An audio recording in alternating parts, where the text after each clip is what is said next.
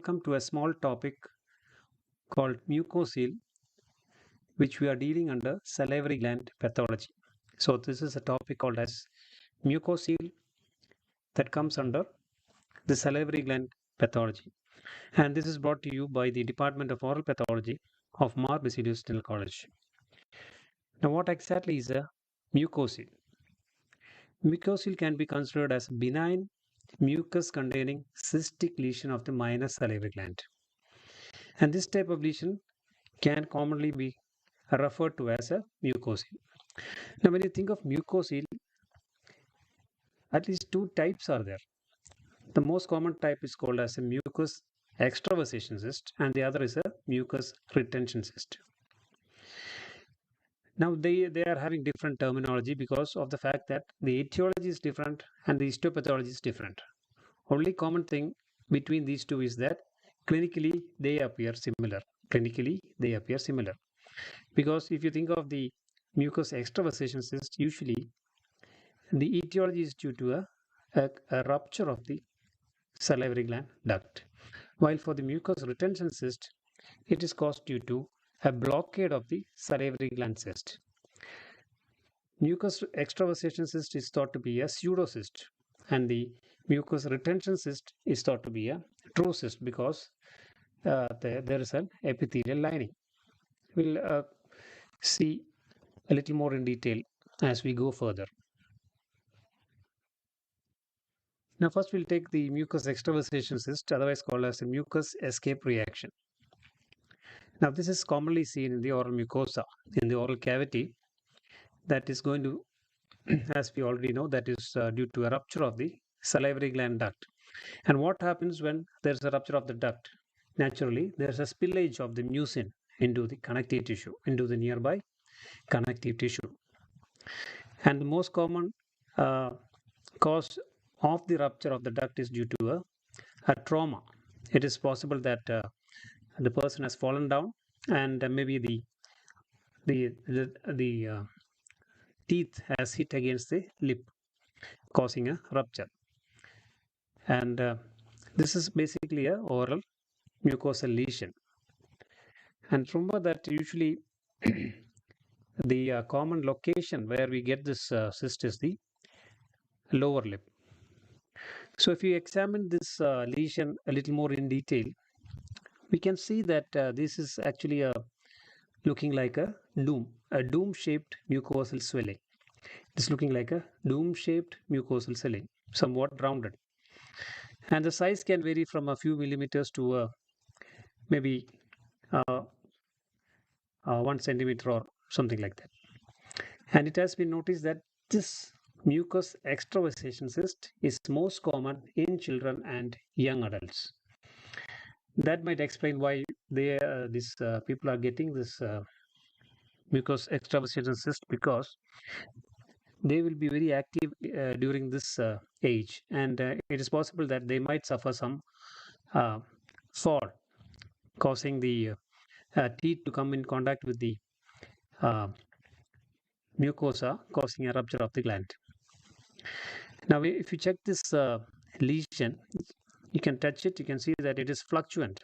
So if you palpate it, it is fluctuant. If it is a long-standing lesion, sometimes it might be firm on palpation. So depends on the time when you are examining this particular lesion. And the duration can vary from a very few days to a long-standing one, which can be there for several years also. The patient will tell you that if it is a long-standing lesion, that it has been there for a long time and it periodically ruptures and then again it fills up. It again recurs. So that is a common clinical feature that you can see regarding this one. And this is the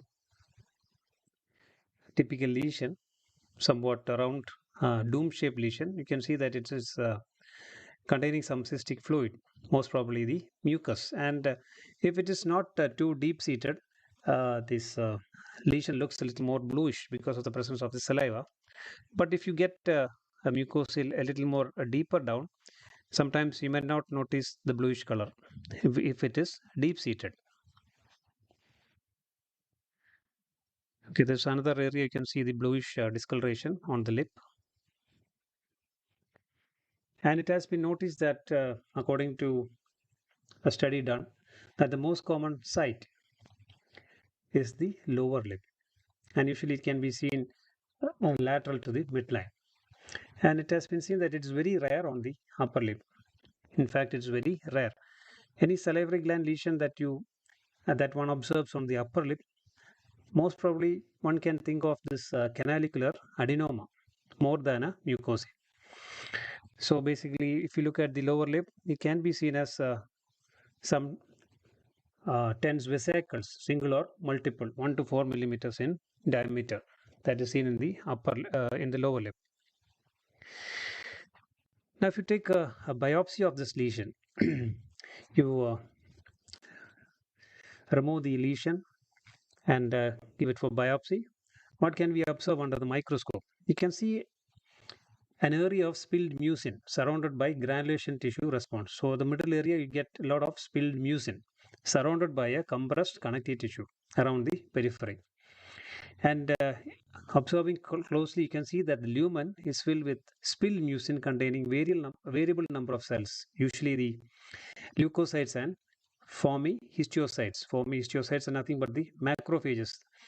And more specifically, you can say that these are mucinophages that is ingesting the mucin that is there. And the nearby salivary gland acini also will show some alterations. Here you can observe a lesion with the salivary gland present below.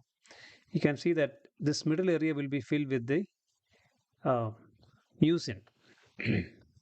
And the periphery, you can see that it is usually the compressed connective tissue. This is the compressed connective tissue. This is the epithelium, the oral epithelium that you can observe. So this area is basically, you can see that it's almost clear, containing the mucin.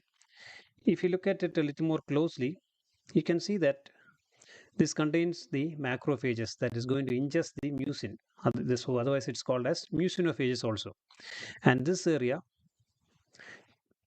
the periphery, is somewhat compressed. This is the compressed connective tissue.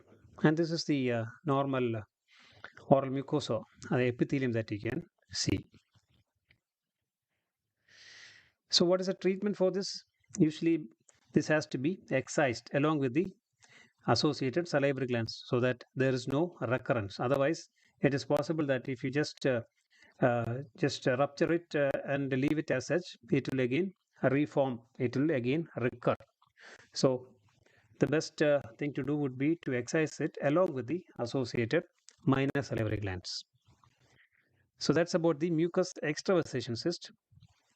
Remember that the etiology is due to a rupture of the minor salivary glands, and this is usually seen in the younger age group, and the usual location would be the lower lip.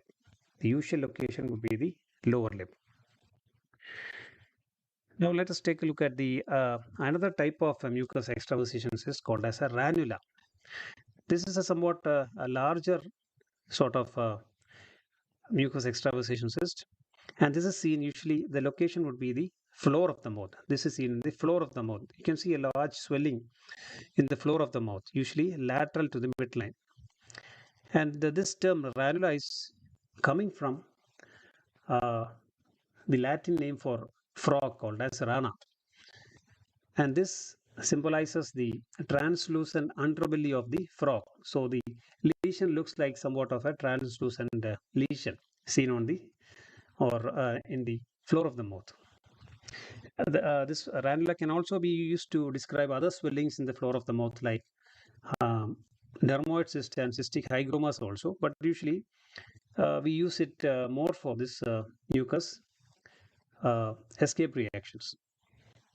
And why we get this ranula is because there is a breakage of the duct, usually the sublingual gland duct or the submandibular duct, due to the breakage of the sublingual gland or the submandibular gland duct. So that will lead to a spillage of the mucin into the floor of the mouth.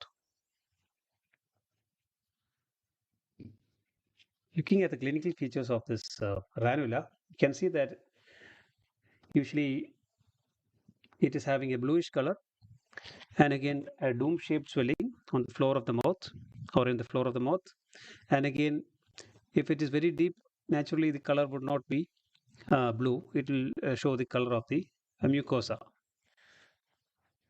This is also seen in children and young adults. But compared to the mucocele that we seen earlier, or the mucous extravasation cyst that we saw earlier, this is somewhat larger than the mucous extravasation cyst, and it is going to fill up the floor of the mouth, and it can also elevate the tongue. It can also elevate the tongue, and this is seen usually located lateral to the midline of the floor of the mouth. This you have to look at it. The differential diagnosis for other lesions in the floor of the mouth is the dermoid cyst, but that is usually seen in the midline, while your ranula is seen in the lateral part of the floor of the mouth. There's another variant called as a plunging ranula. Another variant called as a plunging ranula. Remember that the ranula is usually seen in the floor of the mouth, but it is possible that sometimes uh, the mucin that is there in the floor of the mouth, sometimes it can dissect through the mylohyoid muscle and produce a swelling within the neck. It can produce a swelling within the neck, in which case we call it as a plunging ranula. This is called as a plunging ranula. If plunging ranula occurs, it is possible that sometimes you might not see the ranula in the floor of the mouth. Sometimes you might be able to see both also.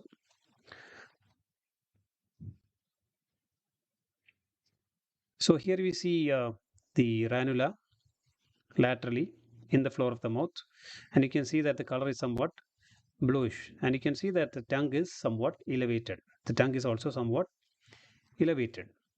Same thing, uh, showing the ranula, and this is the tongue, and the tongue is slightly elevated. Now, histopathology, if you take, it's almost similar to that of the mucous extravasation cyst. Whatever we have seen in the mucous extravasation cyst, that is applicable here also.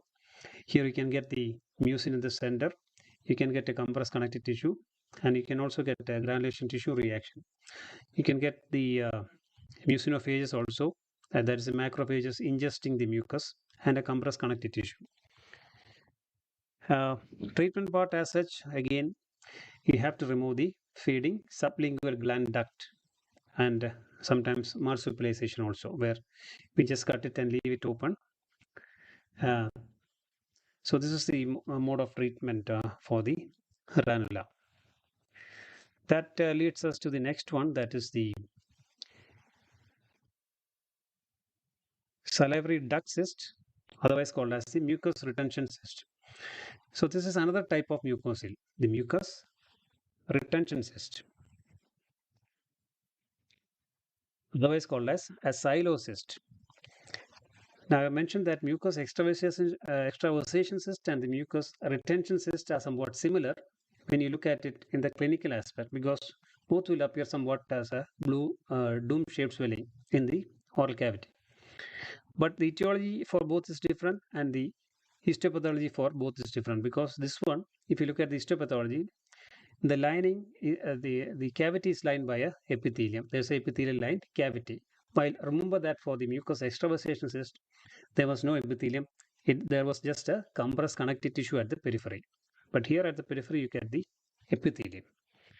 So this is considered as a true cyst lined by epithelium. Though the cause is thought to be unknown, but it has been seen that usually it is seen secondary to some ductal obstruction. Suppose at the terminal part of the duct there is some a stone, xylolith, or a mucus plug. So that will cause the saliva to uh, accumulate in the duct portion itself, causing increased intraluminal pressure. So that will build up to form as a mucocele, or it looks like a mucocele when you look at it clinically. Here's the difference between a mucus extravasation cyst and a mucus retention cyst. You can just see the differences. Now, this is the mucus extravasation cyst. Here you can see the minor salivary gland. Here you can see the duct leading up to the uh, surface of the oral mucosa. But here, what has happened? There's a breakage of the duct. There's a breakage of the duct causing spillage of the mucin into the connective tissue. There's a spillage of the mucin into the connective tissue, and you get a raised lesion here that you observe as a dome-shaped lesion. While here, for the mucus retention cyst, what is happening? Again, we have the salivary gland here, minor salivary gland. This is the duct leading up to the outside. But here you can see at almost the terminal portion, there's some blockage. Here it is due to a stone in the duct. So what happens? Saliva can't move through, it can't go out, and it will accumulate within the duct itself, causing a swelling of the ductal area. And what happens? You can see that the duct is lined by, or this duct is of course having epithelium. So there will be a cystic cavity, and you can see the lining, and the lining is nothing but the ductal epithelium. So this is the difference between the formation of the mucus extravasation cyst and the mucus retention cyst. Clinical features, if you look at it, you can see that this is usually occurring in a more of an older adult. And it can be seen in minor or major salivary glands. And it has been observed in the major glands most commonly within the parotid gland as a slowly growing asymptomatic swelling. Other sites that we usually observe it is in the floor of the mouth, buccal mucosa, lips, usually in the oral cavity.